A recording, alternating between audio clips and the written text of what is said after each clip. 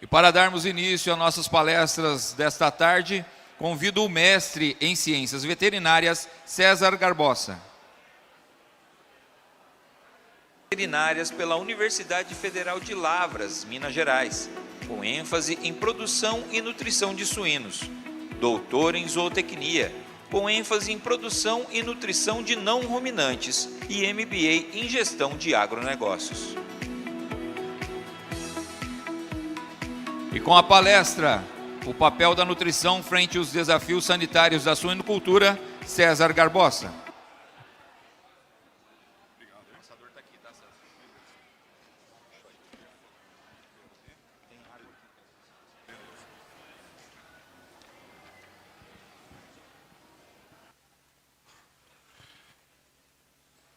Boa tarde, todo mundo bem, todo mundo animado agora, pós-almoço aí, né?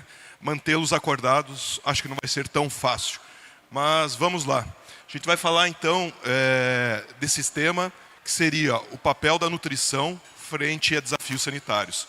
A gente entende que a nutrição ela tem uma grande capacidade em influenciar e garantir, assegurando o desempenho dos animais. E claro, que a nutrição, então, ela vai estar intimamente relacionada com a possibilidade de minimizar os desafios sanitários. O que a gente vai conversar um pouquinho aí, eu acho que esse ponto é importante, entender que o alimento ele é combustível, mas muito mais do que combustível, aí acho que está todo mundo bem alimentado agora, né? Comemos uma carne suína muito saudável. Além de ser combustível, o que ele é? Ele é medicamento, ele é nutriente, ele é importante para assegurar a composição de crescimento dos animais. Bom, eu acho que talvez essa máxima aqui é extremamente importante, a gente entender que, na verdade, a gente é o que a gente come, né? Então, os animais também são o que eles comem. O desempenho, a sanidade vai estar intimamente relacionada ao que nós estamos fornecendo para eles.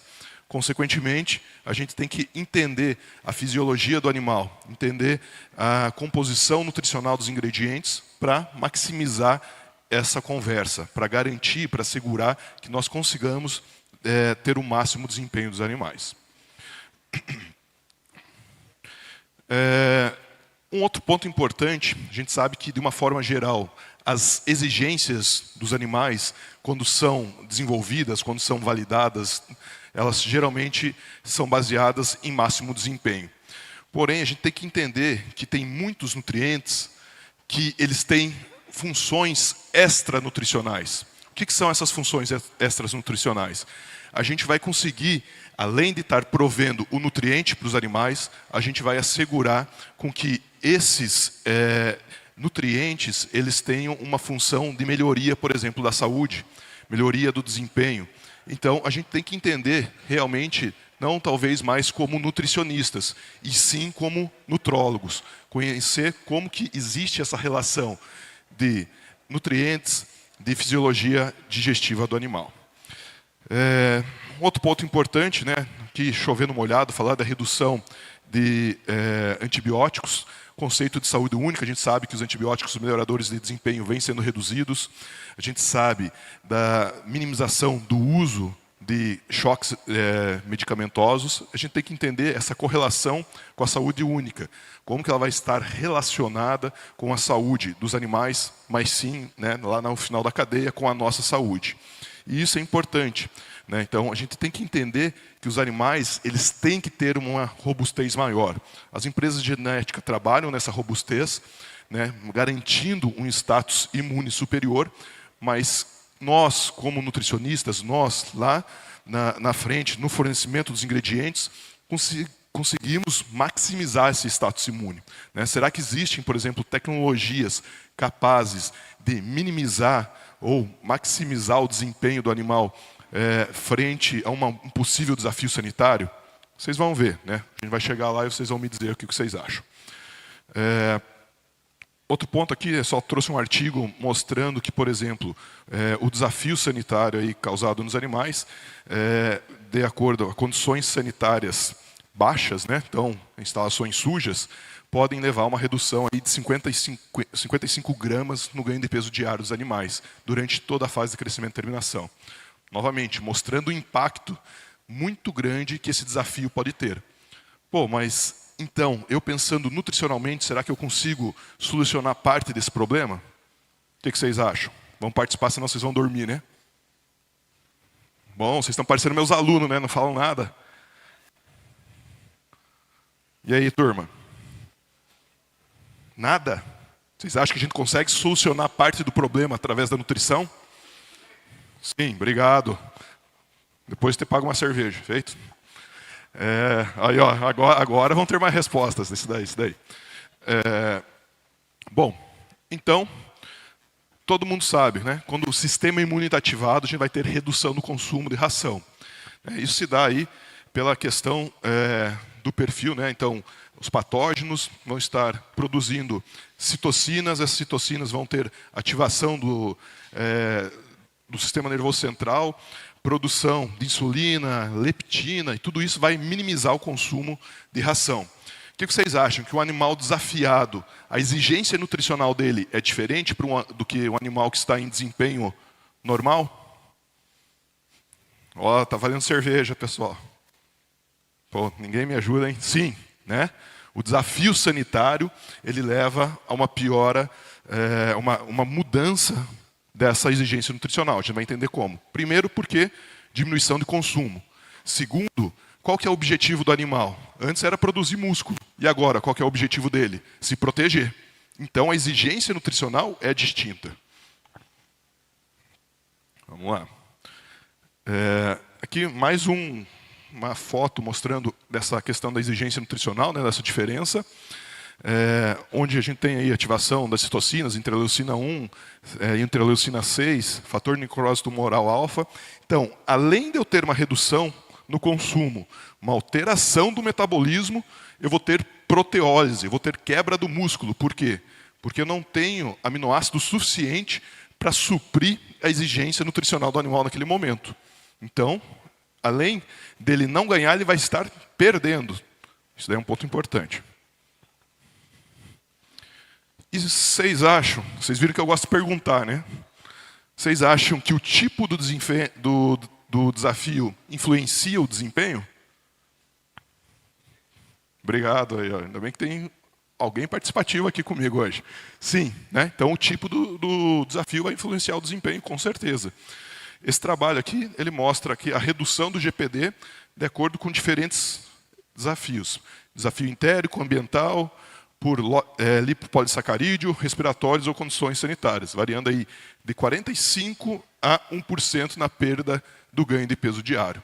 Então é importante a gente entender que, dependendo do desafio, a minha estratégia nutricional tem que ser diferente, porque o desafio é diferente. Então, beleza, já temos um conceito aí formado. Fase produtiva, vai ter diferença sobre o desafio? Acho que essa é mais clara. Óbvio que sim. Né? A gente sabe que, dependendo da fase produtiva, tem diferente desafio. Né? Então, existe essa relação. Além disso, a gente sabe que, por exemplo, animais pós-desmame, eles têm uma maior capacidade de recuperação de desafios sanitários quando eles começam a consumir novamente. Né? Então, está muito associado ao consumo. Já animais em crescimento e terminação, se eles têm um desafio durante essa fase, eles não têm uma recuperação tão grande quando eles recuperam o consumo. E também, animais menores, animais mais leves, são mais susceptíveis.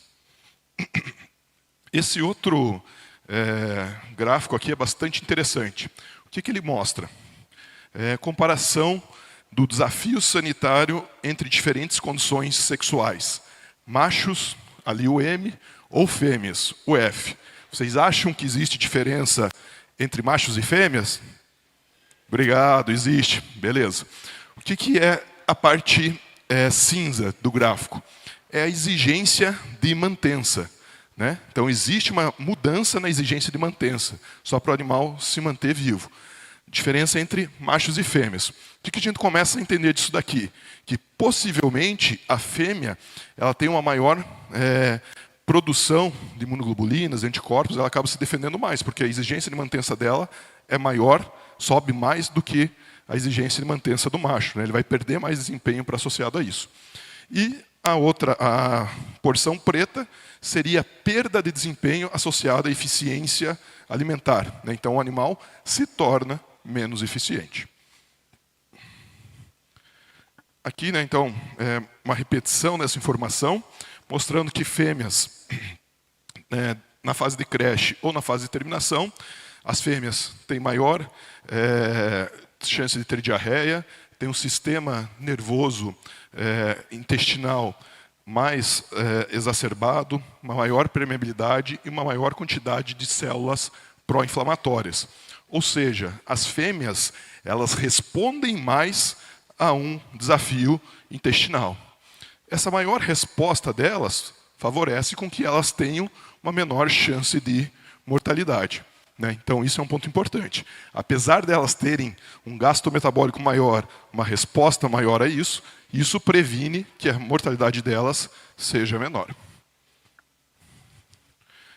Bom, agora a gente vai mudar um pouquinho aqui de assunto, né? A gente vai começar, a gente entendeu aí as questões do desafio, a gente vai depois logo então migrar para a relação imunidade e nutrição. Primeira coisa, esse artigo ele é interessante porque ele traz o quê? A correlação entre a microbiota dos animais, toda a microbiota, tudo que está presente no trato gastrointestinal dos animais, com conversão alimentar. Então, ele compara animais com uma boa conversão e animais com uma conversão mais baixa, né, ou pior. Então, uma conversão de 2,23 contra uma conversão de 2,65. O pesquisador. O que o pesquisador encontrou aqui? Ele encontrou que existe uma grande diferença entre o grupo de micro-organismos presentes. Poxa, então, se o grupo de micro-organismos presentes influencia desse jeito o desempenho do animal, será que através da nutrição eu consigo influenciar os micro-organismos presentes no trato gastrointestinal? O que vocês acham? Sim, né? A gente é o que a gente come. As bactérias também, os micro-organismos. Então, se a gente mudar o substrato que está sendo fornecido, eu vou conseguir alterar o perfil microbiológico e alterar o desempenho do animal. Beleza, isso daí é só para vocês guardarem essa informação, a gente vai discutir mais para frente. Aqui, então, só um resumo, né? O sistema imune ativado. A gente vai ter produção de proteínas de fase aguda, proliferação de células imunes, citocinas, imunoglobulinas, aumento do tecido linfóide, produção de antioxidantes endógenos. E aí, novamente, a exigência do animal que está sob desafio é a mesma de uma exigência do animal que está em pleno crescimento? Não. Beleza, chegamos a um consenso. Então, as exigências nutricionais vão ser bastante distintas. E será que eu conseguiria, por exemplo, praticar uma dieta diferente, prevendo um desafio constante que eu tenho na minha granja? É uma possibilidade. A gente vai chegar lá. Falando sobre os desafios sanitários, vou passar bem brevemente aqui, né, porque já foi falado sobre isso anteriormente. Os desafios sanitários aí, um dos principais desafios que nós temos seria a salmonelose e colibacilose. Novamente, associado à proibição de antimicrobianos melhoradores de desempenho, a gente vai ter mais chances de diarreia, mais problemas dessa perda de desempenho. Outro ponto importante, a permeabilidade intestinal fica maior, ou seja, animais sob desafio tendem a absorver moléculas que são não interessantes e, por exemplo, lipopolissacarídeo, né? Então, entre as células intestinais existem as junções que vão estar mais liberadas. Isso vai favorecer a entrada desse tipo de substância. Morfologia intestinal vai ser alterada, né? Então, a gente tem a célula intestinal, onde que a gente chama de membrana borda em escova. Aparece uma escova. Lá nós temos todo o final da digestão, bem como a absorção.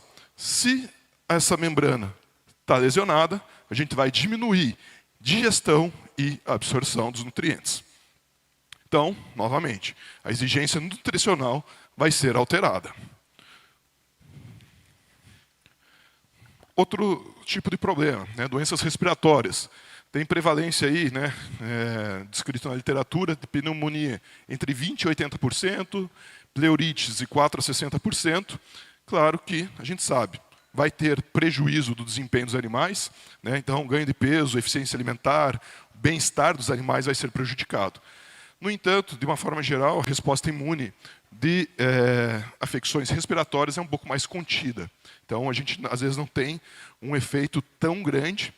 Porém, né, existe um outro relato aqui, ó, que desafios subclínicos, onde a gente observa aí mais de 15,1% de lesões no pulmão, a gente pode ter uma perda aí de 6,55 centavos de 6,55 dólares por animal.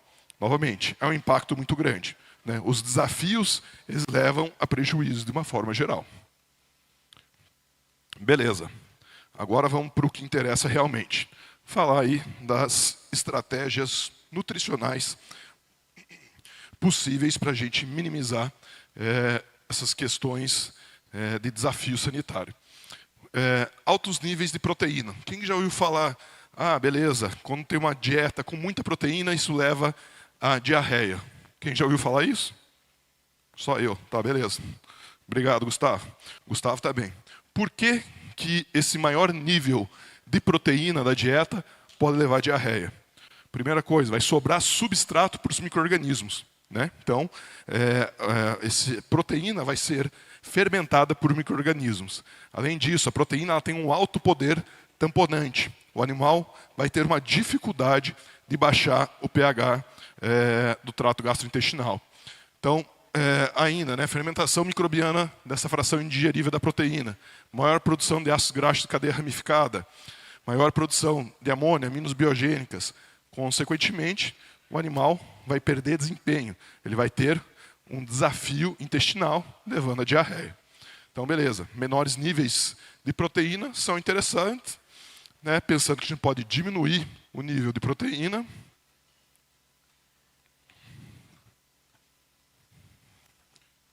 Espera aí, acho que apertei o botão errado aqui. Aí.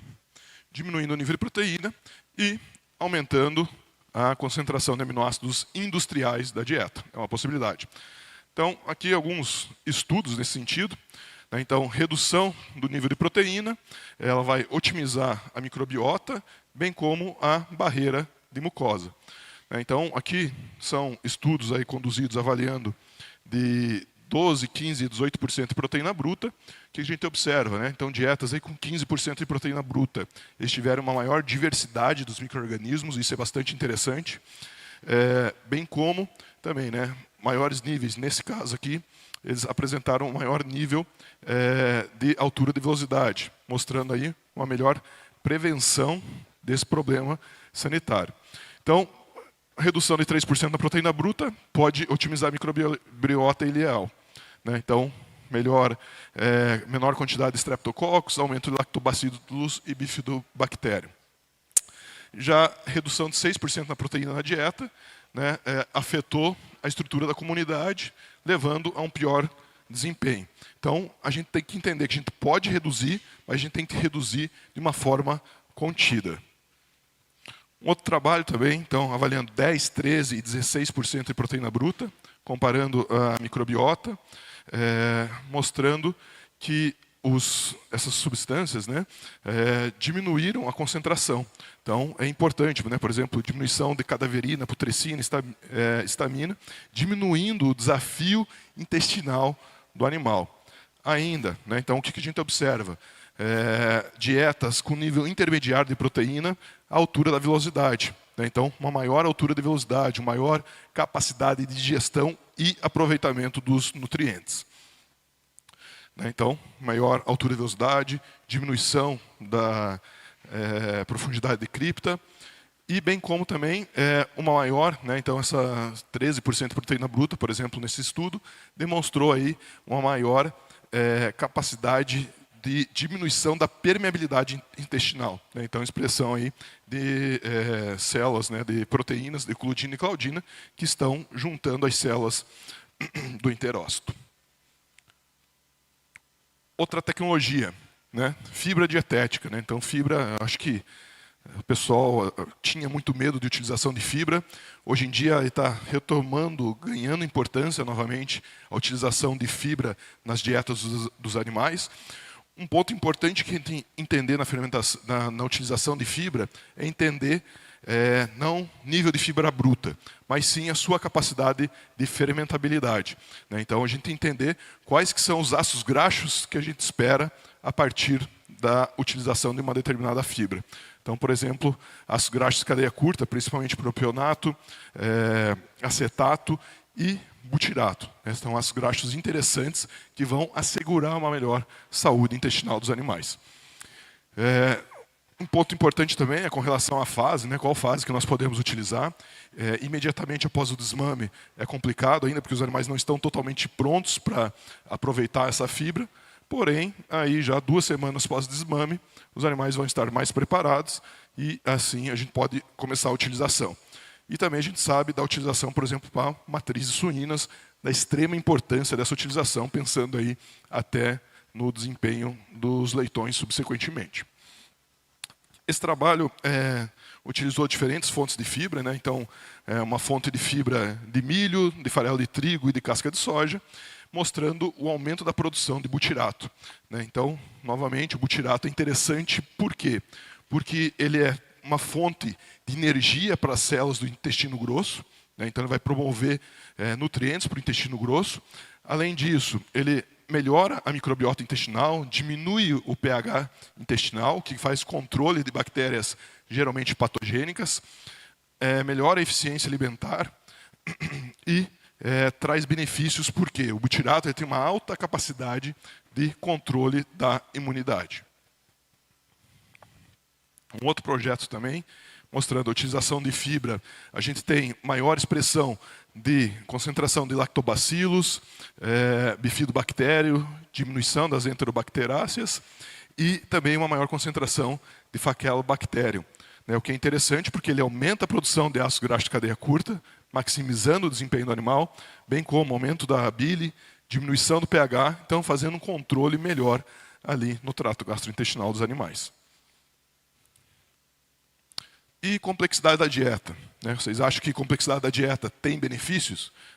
De primeira questão, é difícil a gente bater o martelo o que é complexidade da dieta. Existe uma grande variabilidade de discussões sobre isso, mas, claro, a complexidade da dieta, dietas que têm proteínas de origem animal, mais aditivos, elas tendem a ser melhor aproveitadas pelo animal, consequentemente, minimizam o desafio. Porém, por outro lado, além da melhora do ganho de peso, do maior consumo de ração diário, a gente geralmente vai ter o quê? Qual que é o problema associado a dietas complexas? O custo. Essa é uma das limitações associadas a dietas complexas. Além disso, existem alguns estudos que também os animais, mesmo não alimentados com uma dieta tão complexa, depois eles têm um ganho compensatório no crescimento e terminação. Porém, a gente conduziu alguns estudos aqui avaliando plasma sem utilização de farinha de peixe, com óleo de soja, plasma, farinha de peixe, só farinha de peixe, plasma mais óleo de vísceras e peixe mais óleo de vísceras.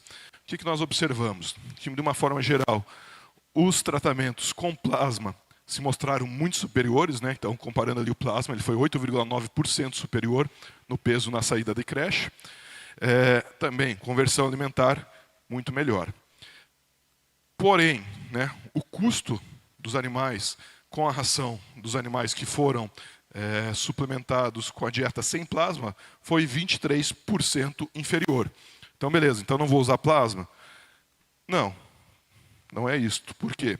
Porque o lucro dos animais que utilizaram plasma, desconsiderando mortalidade, medicações, foi superior em 27%. Porém, ainda a gente entende que existe esse problema, é um alto custo associado, mas tem benefícios. Um outro projeto que nós executamos, então comparando farelo de soja, proteína de leite, plasma, e 50% de plasma, 50% de um produto derivado de soja. O que nós observamos? Que o peso final se manteve igual para o plasma e 50% desse concentrado proteico, bem como o ganho de peso diário, né, se manteve semelhante. E, por outro lado, a gente teve uma redução, né, utilizando o concentrado proteico de soja, uma redução de 1,61 aí no programa alimentar de creche e uma receita líquida, então, de 1,66 a mais por animal vendido, mostrando uma possibilidade de utilização de diferentes tecnologias. Beleza. Aminoácidos, o que vocês acham? Os aminoácidos eles podem ser utilizados aí pensando em uma melhor resposta imune? A gente viu que os animais têm dificuldade de consumo, o metabolismo deles é diferenciado, consequentemente, se eu der um aporte nutricional aminoácido adequado, pensando em atender a exigência dessas substâncias que estão sendo produzidas, talvez eu possa melhorar o desempenho. Então, trazendo aqui um artigo só para a gente entender isso daí. Bom, aqui em vermelho a gente tem o quê? A composição aminoácidica das substâncias aí de fase aguda, né? Então, proteína C reativa, aptoglobina, proteína amiloide A.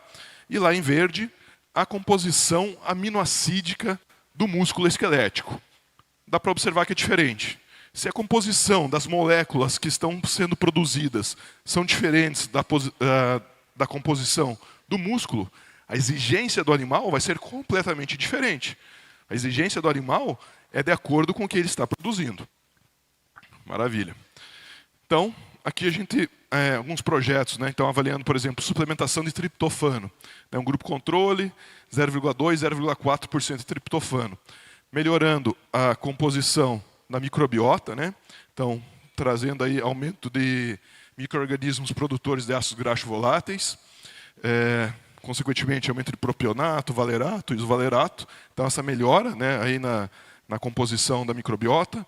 Melhora na expressão de proteínas de permeabilidade intestinal, então aumento, né, dessas proteínas de permeabilidade intestinal, diminuindo a permeabilidade intestinal, trazendo benefícios para o animal.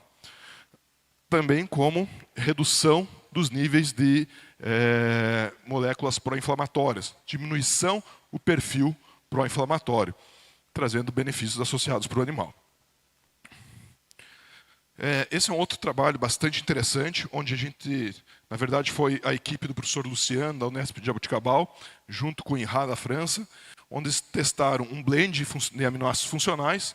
Então, glutamina, arginina, cistina, valina, isoleucina e leucina para animais alojados em condições de desafio sanitário, né, em condições de baixa qualidade de higiene. O que os pesquisadores observaram? Que os animais que estavam suplementados com esse blend de aminoácido apresentaram menos diarreia, bem como os animais eles conseguiram recuperar parte do desempenho que tinha sido perdido pelo desafio sanitário. Então, são estratégias que a gente pode adotar. Iniciar o fornecimento, por exemplo, de aminoácidos em um lote que a gente sabe que já tem um desafio. Então, são tecnologias que podem ser pensadas, moduladas, de acordo com o que a gente tem no campo. Aqui também um outro projeto que a gente avaliou utilizando diferentes níveis de triptofano na dieta, considerando, então, uma relação triptofano-lisina de 0,13 ou 0,19, em uma instalação onde que os animais foram alojados com 0,15 metros quadrados por leitão, né? Um baixo espaço para os animais estavam apertados, ou 0,4 metros quadrados por leitão. O que a gente observou? Que o fornecimento do triptofano, ali em verde, né, associado a essa falta de espaço, conseguiu aumentar o consumo de ração dos animais. Além disso, a gente observa que o ganho de peso também conseguiu ser mantido através da suplementação de triptofano para os animais que estavam numa alta densidade, bem como a conversão alimentar também foi mantida. E ainda, né, então, interferon alfa aí, associado a uma citocina pró-inflamatória, também foi reduzida, mostrando a capacidade da gente modular o sistema imune dos animais. Um outro estudo ainda avaliando níveis de aminoácido, então comparando a relação treonina-lisina de animais que foram alojados em um ambiente limpo ou ambiente sujo. Então, o ambiente limpo, os animais tinham uma relação de 65%, treolina, nesina, e para o ambiente sujo, 67%. Novamente, a gente tem que adequar as exigências nutricionais de acordo com o perfil da nossa granja. O que está acontecendo no campo, a gente vai ter que fazer essa correção. Acho que esses aditivos aí devem ser os aditivos que têm maior possibilidade de substituição, principalmente antibióticos melhoradores de desempenho, né, os ácidos orgânicos, por terem ações bacteriostáticas, bactericidas, terem sua ação, quando não estão dissociados, entram nos micro-organismos, se dissociam e fazem a eliminação do micro-organismo. E claro que é importante a gente entender a composição desses ácidos orgânicos, né? O pKa, a felicidade deles, a solubilidade, e como que a gente, fazendo blends desses ácidos orgânicos, a gente consegue fazer com que esses ácidos orgânicos sejam secretados, não secretados, mas tenham a sua ação em diferentes porções do trato gastrointestinal, consequentemente maximizando o desempenho dos animais.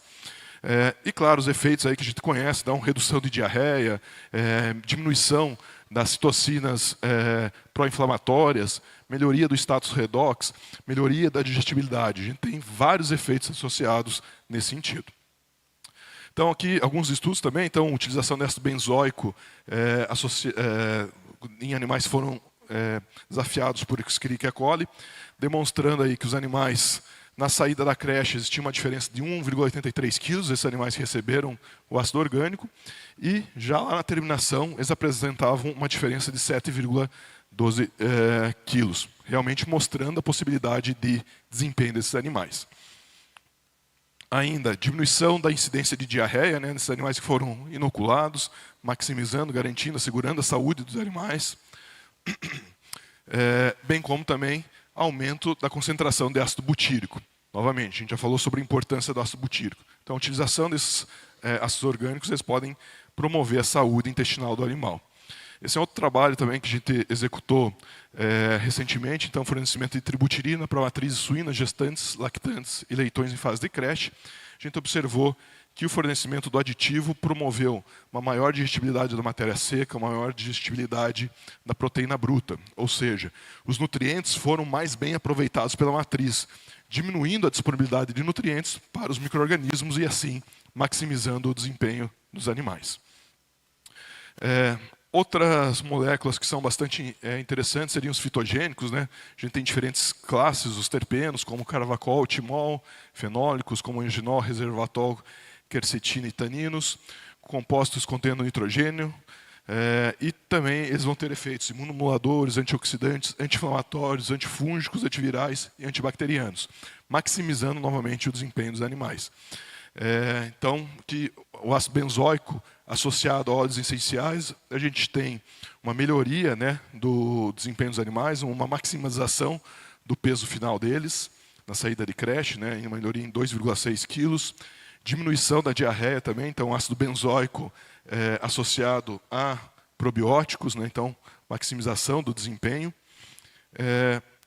mostrando essa possibilidade de utilização de aditivos na melhoria do desempenho. A gente falou bastante aí do efeito pós-desmame, mas o efeito antes do desmame, né? Existem tecnologias que podem ser adotadas pensando nessa melhoria. Um ponto importante a gente falar novamente sobre colonização do trato gastrointestinal. Existem alguns artigos demonstrando o quê? Que o perfil da microbiota dos leitões ele tem uma alta correlação com a microbiota da fêmea, ali dos arredores, onde que ele nasce. Então, os animais aí até a saída de creche, até os 63, 70 dias de idade, eles têm essa alta correlação.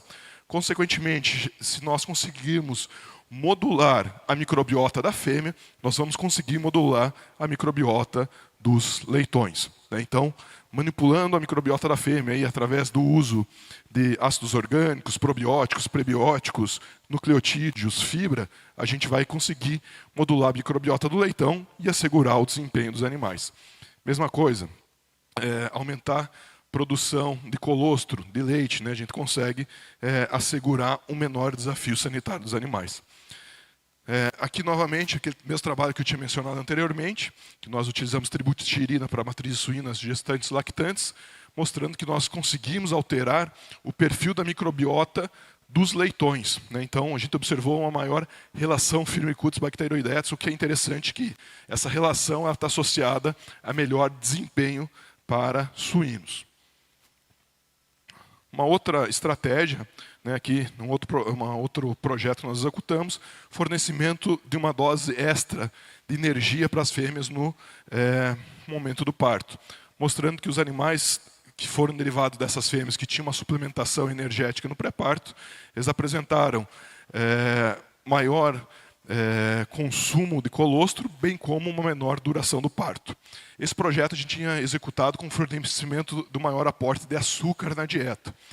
Depois nós conduzimos um segundo estudo, onde nós formulamos um blend energético, um blend de ingredientes para fornecer para a fêmea no momento do parto. Né, nós chamamos, era uma bala, né? A gente fornecia essa bala para a fêmea no momento do parto. E nós também conseguimos diminuir a duração do parto, né, em 10% e aumentar, maximizar o consumo de colostro desses leitões, impactando diretamente na saúde deles. Ainda, né, o intervalo de nascimento entre os leitões a partir do 13º leitão nascido foi inferior, e os animais apresentaram um Apgar superior, que seria aquele teste de vitalidade dos leitões. Né? Então, os leitões derivados de fêmeas suplementados tinham um perfil melhor. Só finalizando aqui, a gente fala rapidinho para oportunidades em programas alternativos no crescimento e terminação. Esse daqui foi um estudo trabalhando com programas de substituição total dos antibióticos, né? Então tinha um plano de utilização de tilosina e ramicina, e depois a gente fez algo semelhante utilizando choques estratégicos de óleos essenciais. Aos 87 dias, né, de idade, a gente já conseguiu observar que a utilização dos óleos essenciais foi interessante, maximizou o desempenho dos animais, bem como o ganho de peso e o consumo de ração foram melhores desses animais que foram suplementados apenas com os óleos essenciais. Finalizando, pessoal, isso daqui eu trouxe só para a gente talvez pensar fora da caixa, pensar em outras possibilidades. Civiome é o nome de uma startup que ela identifica os micro-organismos presentes, isso daqui é para humano, né? Então identifica todas as bactérias, vírus que estão associados a problemas de saúde. E o que eles fazem? Né? Então, eles fazem essa avaliação e acabam desenhando uma dieta ideal para a pessoa consumir. Então, será que nós não vamos conseguir desenvolver tecnologias nesse sentido para desenvolver uma dieta ideal para cada perfil de granja que a gente tem, pensando em maximizar o desempenho? Com certeza existe essa possibilidade. Então, a saúde intestinal é obrigatória para a gente conquistar a saúde integral, né? Existe essa relação trato gastrointestinal-cérebro, é extremamente importante. A relação da saúde da mucosa intestinal tem uma alta correlação com a saúde da mucosa pulmonar, né, de todas as mucosas. Então, como considerações finais, os nutricionistas aí, é importante que eles incorporem as tecnologias, né, associadas à saúde. Então é importante que o nutricionista converse com o sanitarista, entenda quais que são os desafios que estão dentro das granjas, qual que é a realidade da minha granja, qual que é a minha capacidade de fábrica de ração. Né? Então, desenhar esse programa de nutrição, considerando as diferentes estratégias nutricionais que nós vamos ter disponível onde nós estamos e adaptando ela às condições específicas de cada momento. E o que é importante a gente entender que realmente a gente tem que maximizar o status imunológico do animal, né? Tornar o animal mais robusto. É importante a gente pensar fora da caixa, né, pessoal? Ter isso daí, realmente entender e imaginar as coisas não tão simples. Novamente, não vamos trabalhar como nutricionista, vamos trabalhar como nutrólogos pensando na saúde do animal. Agradecer aqui o time do meu laboratório, do Laboratório de Pesquisa em Suínos da USP. Então, esses aí são meus alunos de graduação, pós-graduação, que fazem parte lá do laboratório. A Animal Nutri, aí, pelo apoio também na elaboração da palestra. E o convite da ADM para ministrar a palestra para vocês. Fico à disposição aí para qualquer dúvida, que está meu contato. Muito obrigado.